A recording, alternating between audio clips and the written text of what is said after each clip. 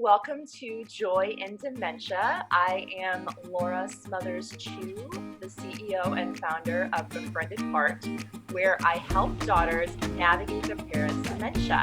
And if you've been keeping track of my Facebook business page, Befriended Heart, you will have seen that we actually had a very interesting few weeks. And by we, I mean my dad and I, because my mom is still in her home state trying to sell the house. So my dad actually tripped a few weeks ago and fell, obviously, and he broke his hip. And so we had to get surgery pretty immediately.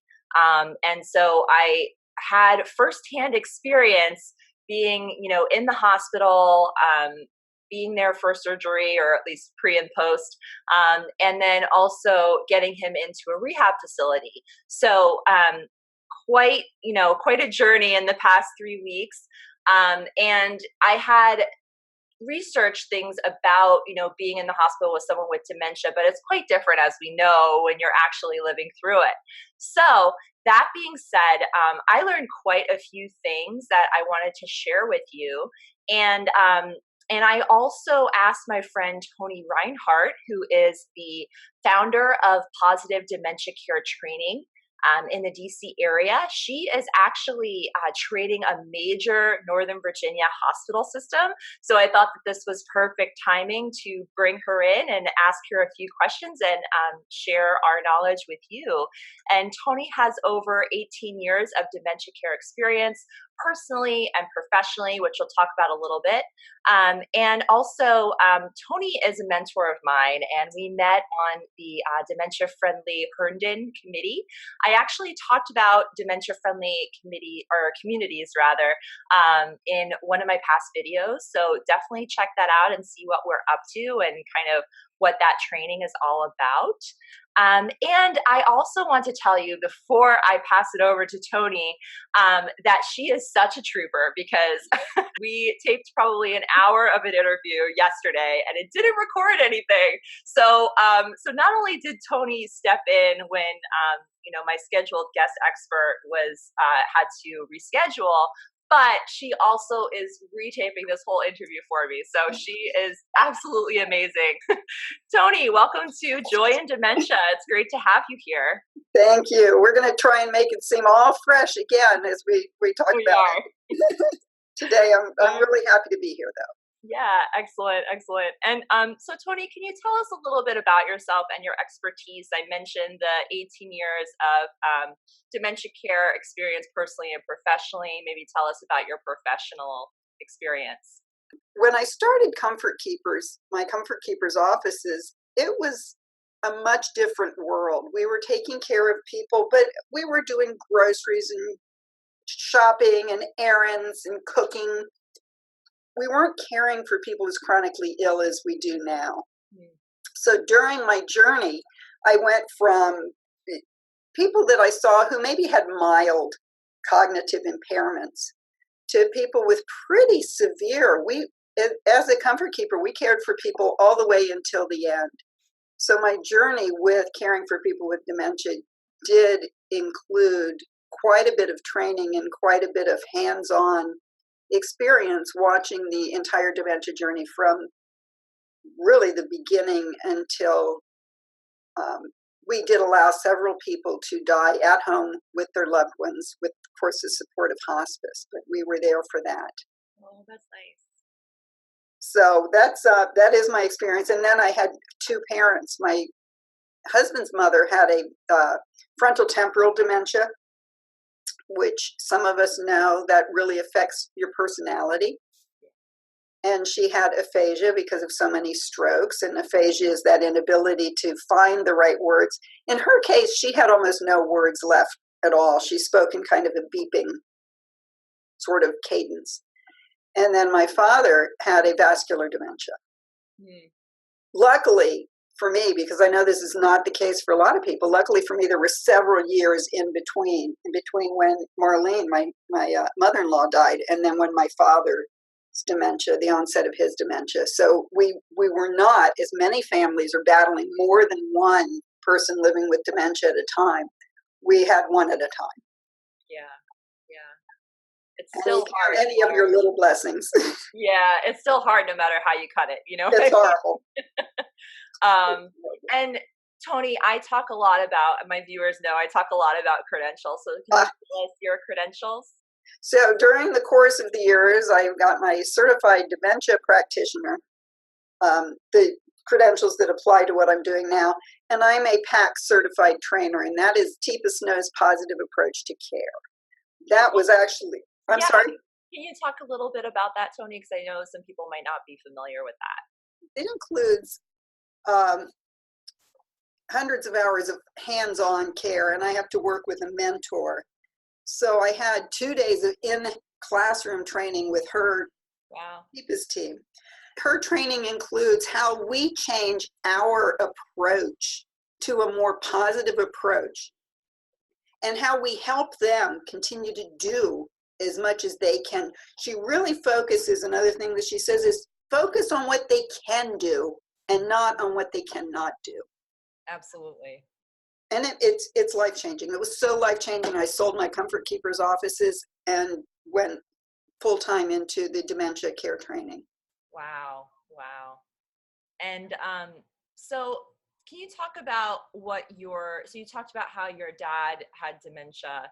Can you talk about your experience being his caregiver, possibly, secondary caregiver, and like how that experience helped shape your career, specifically with starting the Dementia Friendly Committee? That was really another place where that was life-changing. Caring for my dad, I was called on to take him out to, say, doctor's appointments. Right. And that was very eye-opening for me, especially the doctors, and how society treats that person with, although let's be fair, the doctor's office isn't that great for a person that's not living with dementia. Absolutely. I completely agree with that. Yeah. That whole experience from when we first walk in and there's this person behind a plate of glass that doesn't even look up, that doesn't acknowledge your existence, trying to find out, I can't even figure out this was a large practice. And there's all these clipboards. I don't even know which clipboard to sign in, and I can't find somebody to tell me anything. And you have a person with dementia that you're trying to be considerate. I know that I can't let my feelings overtake me and get aggravated, because if there is one thing they keep that ability to read non-verbal cues. Absolutely. Yeah. And so the more upset the care partner gets, the more upset the person living with dementia gets, that nobody's in a good place. Right. So the whole doctor's office thing, from the trying to sign in to then the crowded waiting room, no quiet place to sit with him. And then they put you in an exam room and you're there. We were there for 20, 30 minutes. Mm-hmm. So now he's working himself up. He was in tears by the time the doctor finally came in. It was an ear, nose, and throat doctor. And he was convinced they were going to put snakes up his nose. And you know those things that they put up your nose to examine the nasal cavity. I can't blame him for getting worked up about that. But there was no excuse for that. There was no reason that if that person sitting behind that pane of glass had even looked up and smiled, which would have cost the doctor's office exactly nothing, we would have set off on a completely different path. Yes. Yeah. So that whole thing, I thought, this has got to change. Of course, I immediately thought, you out there, you have to change to accommodate, because right now 1 in 5 families is living with a person who's living with dementia. And in the next few years, that's going to be 1 in 2 families. Yeah. So yeah. And I talk about this concept in my previous video, basically that in the past, I think the public philosophy was that the person with dementia and their caregiver need to just adjust to, whatever the business practices are, right? Because as you mentioned, in doctor's offices, we kind of have this learned behavior that we know that we're going to have to wait for 30 minutes in the room, the exam room, before the doctor comes in, right? And now I feel like businesses and organizations and churches and hospitals are getting more open to learning how to interact with the person with dementia. So then they actually can learn how to adjust their practices, right? Because honestly, I think even if they're adjusting their practices for someone with dementia and their care partner, it benefits everybody. You know, It like absolutely everyone does. wants to, right? Everyone wants to go into the doctor's office and see the receptionist smiling. Like everyone wants to have a quiet spot in the waiting room. You know what I mean? So It there's would make no, life better for everyone. And absolutely, the yeah. more that I teach my positive approach skills to, say, nurses in ERs or CNAs in rehabs, and we start teaching it. And I remember it. In fact, I did a workshop for the Herndon Police Department, and they said, "Well, what if the person doesn't have dementia?" And I looked at them and I said, "What if they don't? What a wonderful world it would be if we just automatically did things like approach someone in a positive manner, smile, make sure they see us before we touch them." How bad is that? If they Right. don't have dementia, I think we're still okay. That's such a great point. Yeah. And since we were kind of talking about nurses here, I'm going to switch views. So let's get into the recommendations, because I know we talked about this earlier, but I learned quite a few things since my dad was in the hospital with the surgery and going to rehab. And today I want to talk about the hospital experience for people with dementia and their caregivers, whether that's like the caregiving parent or the long distance daughter. So do you have recommendations that you would share with our viewers and that would make it a little bit of a better experience for everyone involved? I think the number one thing, and we're going to reiterate this because it can't be said enough, anytime that you're dealing with your person living with dementia and the medical community, you need to be an advocate. The nurses are still trained to ask repeatedly, for instance, for their name and their birth date. And this is information that they may not be able to give. So from something as simple as being able to communicate, this is their name, this is what they prefer to be called, that also makes life a little bit easier. Want to be called Bill instead of William. Mm-hmm. So you need to be an advocate for your parent. And you need to really discuss, as we talk about what kind of procedures, what kind of medical interventions, is this going to help them or is it going to hinder them? What is their quality of life going to be? We talk a lot about, people do not understand the connection between general anesthesia and a long-term outlook for someone with dementia. And it turns out that the first study on general anesthesia and a long-term decline in the dementia was done in 1998. Wow. So since 1998, they have been studying this, and they have found a connection between general anesthesia and worsening of dementia symptoms. Yeah. So they haven't proven the connection yet, but since 1998, we've been aware of this, that they're continuing to study, and they see a definite connection. So you need to ask, not only is this surgery, first of all, is it absolutely necessary? Is there some other treatment that can be done? Right. And will it improve their quality of life? Mm-hmm. So if we've got that, maybe yes, absolutely, we need to do it. It's going to improve their quality of life. What are my options for anesthesia? I've been looking up what happens with the general anesthesia and the brain processes, and it is quite different from what happens with other interventions like a regional or a local. So if that is an option that's available, you need to seriously discuss it with the surgeon, and not just the surgeon, your loved one's primary care physician too. There should be more than one doctor that you're talking to about this. Okay. Yeah, so that's Those are a few recommendations. So backing up just a teeny bit, because I'd love to give an example of my experience with my dad recently. So absolutely advocating is the number one thing that you can do as a long distance daughter, or if you're not able to be there and your caregiving parent is going to be there with your forgetful parent, they really need to advocate. And what Toni and I mean by advocating is, yes, like educating the nurse that, for example, my dad, who has aphasia, so he has trouble expressing himself in coherent sentences. He doesn't want to be asked what his name is and his date of birth like every 5 minutes. You know what I mean? Or something else they asked me, which I wasn't anticipating. What does he like to eat? And because they kept picking out his menu items and they didn't have any guidance on that.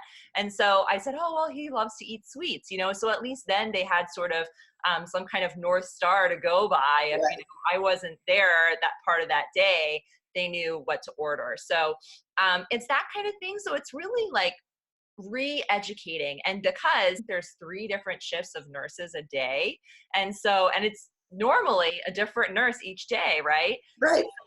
So you're it's like I felt like I was a broken record kind of saying, like, my dad has later stage dementia. He is not able to like respond necessarily, but he can understand what you're saying. He can tell you if he's in pain, that type of thing. And this is something that nurses really need to know, because you are the resident expert on your forgetful parent. So just something to remember. And then yes, definitely asking the surgeon about quality of life. So quality of life is like kind of a vague term that we use in the dementia field, but I like to kind of rename it as sort of like the pain scale. So and since my dad can't necessarily tell me like I'm a 9 on the pain scale, but I could tell. I mean, it was very obvious that after my dad fell and fractured his hip, that he was in extreme pain. And he couldn't get up, and that's why they brought him to the hospital. But what I did was I asked the surgeon, I said, what does his life look like? What's the worst case scenario, right? If this surgery happens, and so he mentioned infection. He mentioned that, maybe my dad could fall again, dislocation of, he got a partial hip replacement. So it was a prosthetic with a ball. And so it was good to know like what the worst case scenario was, so I could be prepared. And then I said, okay, and then how about without surgery? And so he shared, well, your dad would probably be bedridden, and he's probably going to be in the same amount of pain that he is now. And, I talked with my mom, of course, and we chose that we wanted to go forward with the surgery because we felt like my dad would be happier with the surgery, and he wouldn't be in complete pain, for the rest of his Right. life. So that's really a question that you need to ask yourself and ask, your caregiving parent, because it's a really important decision and it's important information. And then finally with anesthesia, yes, absolutely. And I wish that I had talked with Toni before I got to the hospital, because I had no idea about regional anesthesia. I just thought that general anesthesia was the only way to do surgery. And it was actually our surgeon that brought up the option of regional, and he didn't necessarily recommend it, but he said, you might want to look into this. And it's funny because, like, Toni, you talked about, talking with your surgeon and your primary care physician. And I didn't think to talk with a primary care physician because of like sort of the emergency situation. But you do need to talk with the anesthesiologist, because the surgeon kind of was like, well, that's not my expertise. You need to talk Right. to the anesthesiologist. And, I was telling Toni about this before, which is like crazy.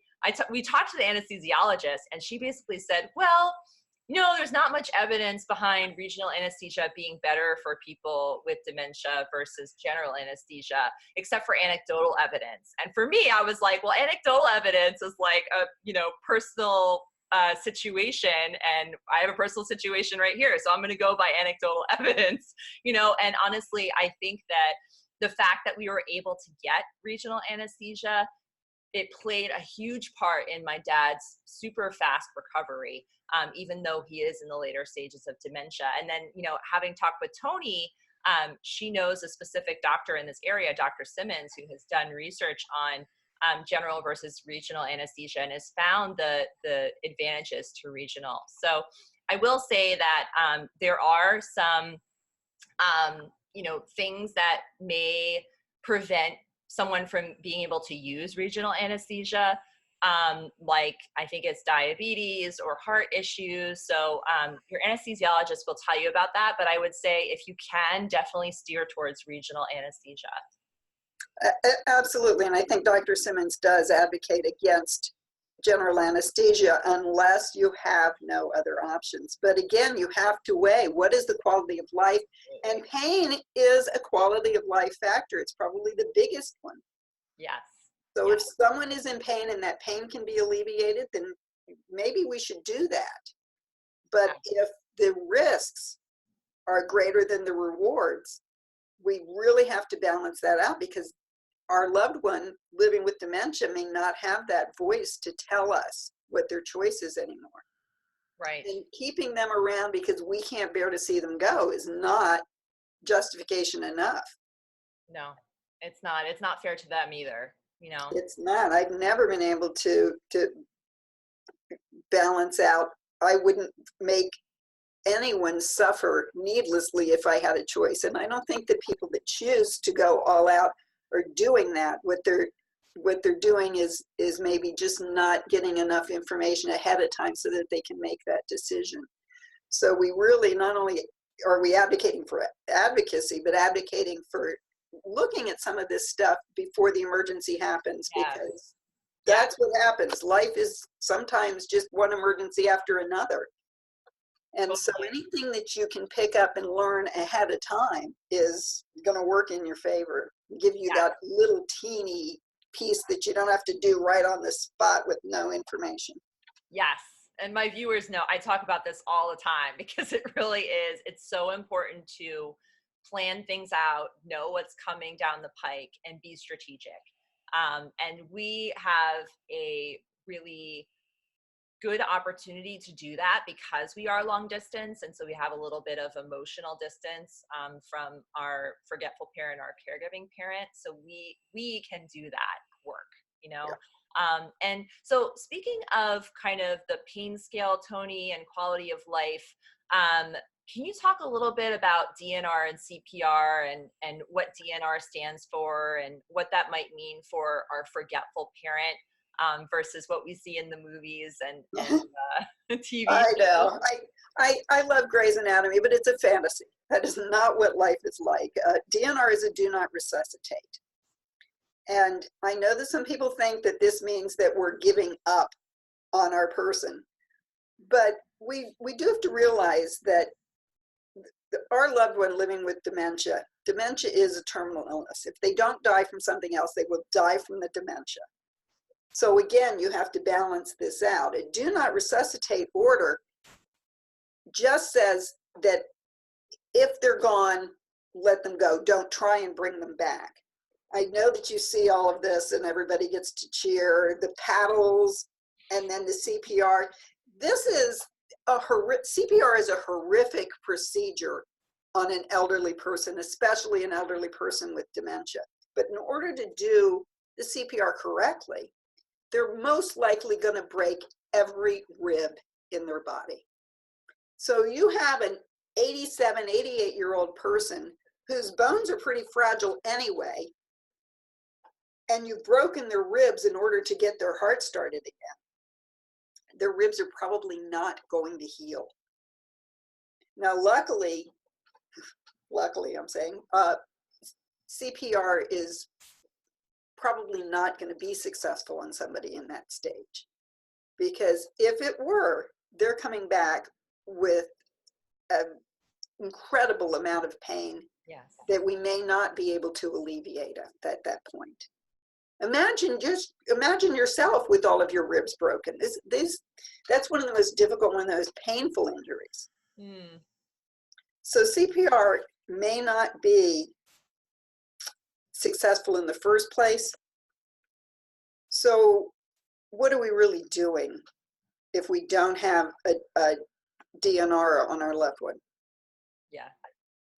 The whole do not resuscitate, the whole CPR conversation That should happen with everybody before you get to this stage. Yeah. Yeah, it's not the pretty picture they show on Grey's Anatomy. Yeah. And then, Toni, we were talking about, things we could bring to our forgetful parent to provide comfort and ease anxiety. Do you have any recommendations for that? The number one thing that brings the most comfort to the most people is music. Mm-hmm. The very last thing that we lose, because in our journey with dementia, you're going to lose things as you go along. You lose your short-term memory first. You lose your object recognition, but you do not lose rhythm. Rhythm is primal. You keep that until the end of your life. Rhythm is so comforting. It's why mothers pick up babies and rock their babies and sing to their babies. So it's amazing that we have to say this to people, especially professionals in hospitals. But if you are there with your parent, we all have cell phones and we carry our music around with us all the time. And you can just plug the earphones into your loved one and play the music that they like to hear. Mm-hmm. And music is comforting. So that's a number one thing. In fact, there's a site that I love. I visit this site a lot. It's the Alzheimer's store, alzstore.com, and they carry this little music box. It looks like an old-time radio, but it doesn't have buttons or anything. They just open the top and it starts playing music. That's so cool. And so it's so easy. We're looking at providing those through the Windward Foundation, a foundation I'm working with. We're looking at providing those to some of the emergency departments that we're working with. That's so cool. It's just so easy then for the nurse or the aide or whoever to plug it in, put it right in the room, and then the person living with dementia just lifts up the top whenever they want to hear the music. So that's how important music is in our lives and the rhythm. I love that. And I saw this myself too. And, I feel like, and, first, Toni, I'm so glad that you're going to hospitals and training nurses on this, because I feel like nurses sort of just default to putting the TV on. And the TV is terrible. It is so bad for people with dementia. It doesn't engage them. Like, I guess it's a distraction, but it doesn't provide the same stimulation to their brains as music does. And right. And no comfort, zero comfort. Just watch the news. Yeah, I know. Oh God. No.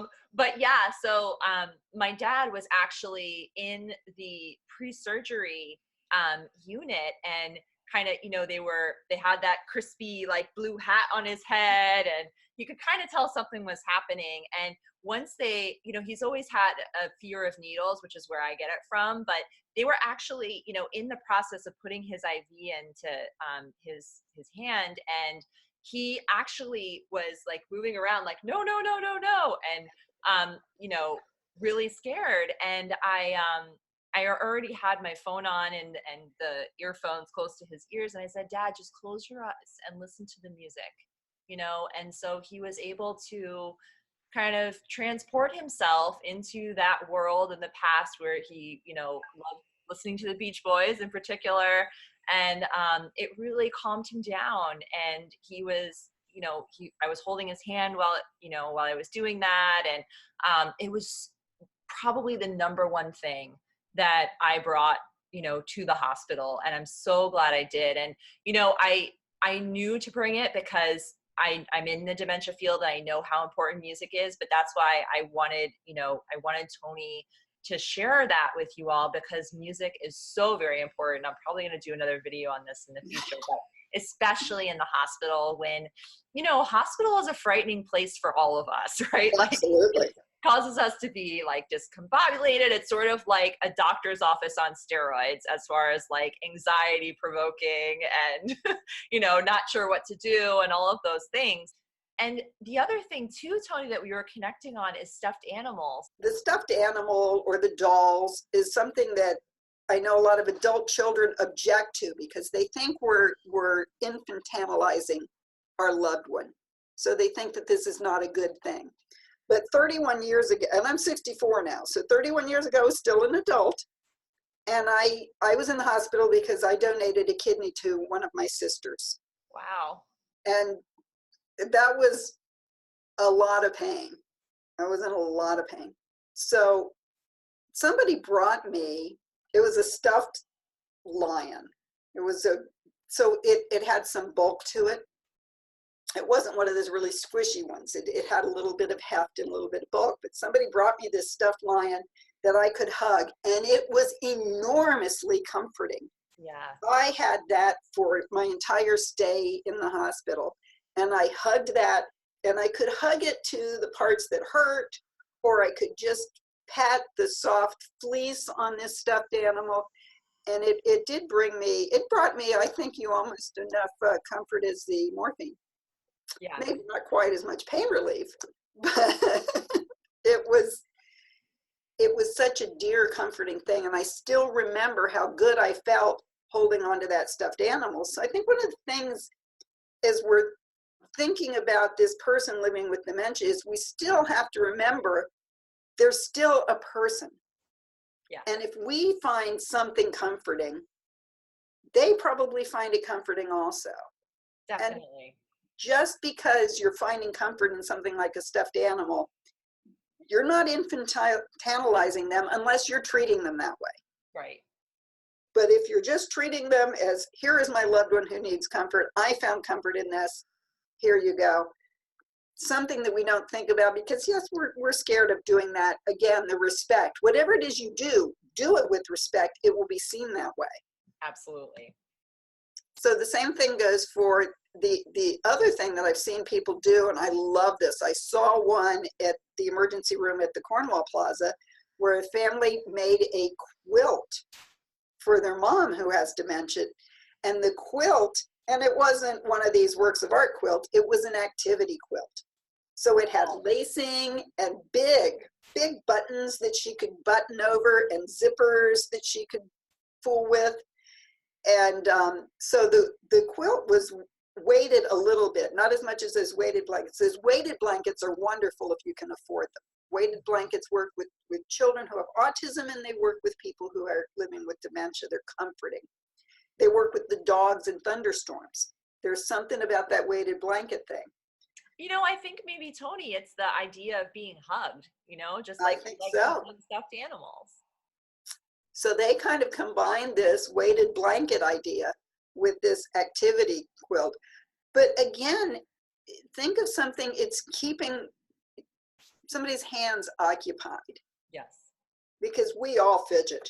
We all fidget. But all of a sudden, somebody living with dementia is fidgeting, and we're like, oh, look at that. Drug them. They're fidgeting. Make them That is stop. so true. That's Feed so them a pill. Give them a shot. Yeah. Why don't we give them a, I used to give people, simple tasks to do. Like even in the hospital, you can bring them a stack of napkins to keep folding over and over. That's so true. Yeah. Just something to fidget with. If you don't have the talent to make an activity quilt, guess what? You can also get those at the Alzheimer's store. That's true. That's true. And the thing about the quilts too, again, it's distracting, but it's also still engaging the person's brain, right? I Right. mean, my dad still remembers how to move a zipper back and forth or how to button. Like I just visited him recently, a few days ago, and I was wearing a jacket, over my outfit. And he just like started unbuttoning my coat, just cause like he remembers how to unbutton things, and I totally let him do it. You know what I mean? Absolutely. But yeah, and I definitely stuffed animals. So I actually did a video on this on my channel a couple of days ago. But the main thing is that I brought my stuffed hippo to my dad. I think the other thing about stuffed animals too is that it kind of provides a sort of hominess to a hospital, which is very not homey at all, Absolutely. So it's that comfort, it's that hominess. Also, too, I've noticed with my dad in particular, and I think this does happen with people with dementia, is that their senses get more magnified. And so my dad is much more like sensitive tactily. Mhm. So I knew that, the softness of the stuffed animal that I brought, it actually had like lavender oatmeal in it. So I knew, it was stimulating his smell. And also it did have a little bit of weight to it. And as Toni mentioned, that makes a difference too. So yeah, these are wonderful suggestions. And let me just go over the recommendations before we move forward. So definitely advocating for your forgetful parent in the hospital. And then kind of going along with that, making sure that you ask the surgeon when sort of they're on their kind of medical dialogue and kind of like trying to fix the problem, right? They don't necessarily think about the quality of life. So definitely asking the surgeon about, what is this gonna do for my forgetful parent? Like, what's the worst case scenario with or without surgery? And so you can be prepared for that. And we talked about how if you can opt for regional anesthesia versus general anesthesia, studies are showing that regional anesthesia is much better for someone with dementia. Also, the do not resuscitate is in many cases ideal for someone with dementia. Again, you need to consider the risks and the quality of life, and it depends on the procedure and all of those things you need to keep in balance.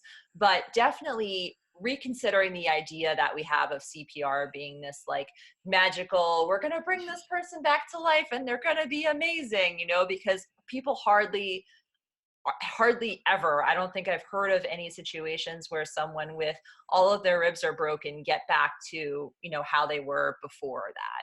And then finally, we recommend definitely when you're visiting your forgetful parent in the hospital, or if you're, a long distance daughter, encourage your caregiving parent to come and bring music. I know, like for my mom, I still need to download Pandora on her cell phone, but that would be like a great tool to have. And maybe bring a stuffed animal or a weighted blanket or an activity blanket, as Toni mentioned. So thank you so much for those recommendations, You're Toni. welcome. And since many of us that are watching right now are long distance daughters, we have families of our own.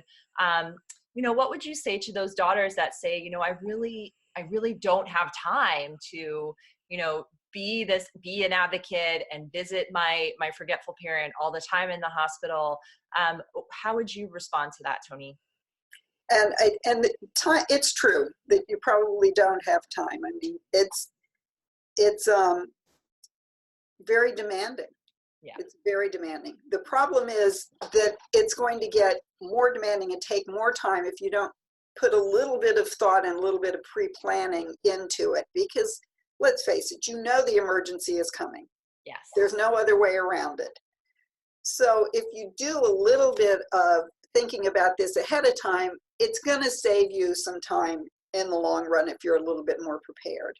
Yes. And as a long distance caregiver, one of the things I think that you can do, and you probably have advocated for this, is there somebody close by that you can communicate? Do they have a friend? Do they have a neighbor? Is there somebody close by you can communicate with that can maybe lend a hand? And a lot of people are willing to lend a hand. They don't know what to do. Right. So if you give them a specific task, maybe that can take some of the, and just knowing ahead of time that you have this contact person, yes, may help alleviate some of the angst. And then, you know what, give yourself a break. We're so, especially as women, we're so hard on ourselves. But whatever you're doing, if you're doing it of a place of love, then yay, you're doing great. Yes. Anything is better than nothing, right, Toni? Absolutely. Yeah. Absolutely.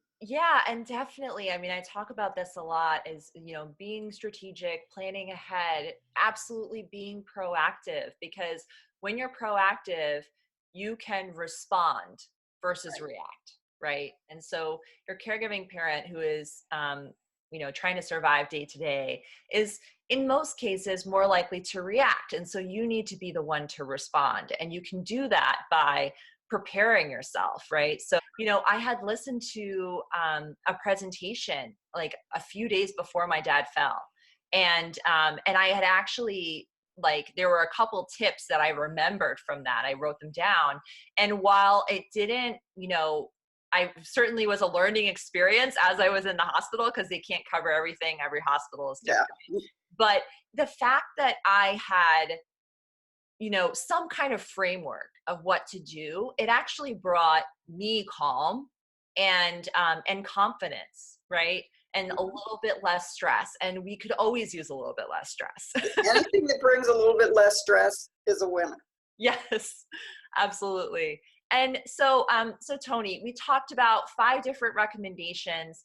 What would you highlight as the most important thing that you want long distance daughters to take away from this interview? The advocacy, just being that voice for your parent that may no longer have their voice. Absolutely. And you can do that if you can't be there in person, you can do that through phone calls with the surgeon. You can talk to your caregiving parent about the importance of that. There's a lot of different ways that we can make sure that we're advocating for our forgetful parent. Right. And so, Toni, thank you so much for joining me. And this is fun. Yeah. And so where can we find you? I have a website. It's positivedementiacaretraining.org. And my email is Toni, T-O-N-I, Toni at ToniReinhartDementia.com. Perfect. And I will put those down below for you all. And Toni, I also noticed that you posted the interview where I was actually a guest person on your podcast. So can you talk a little bit about your podcast too? So our podcast is The Positive Brain, and we're on Apple and we're on Google. All you have to do is Google The Positive Brain. So I do it with Peggy Breda. She is founder of A Family Time. The two of us have worked together for many, many years and are really good friends.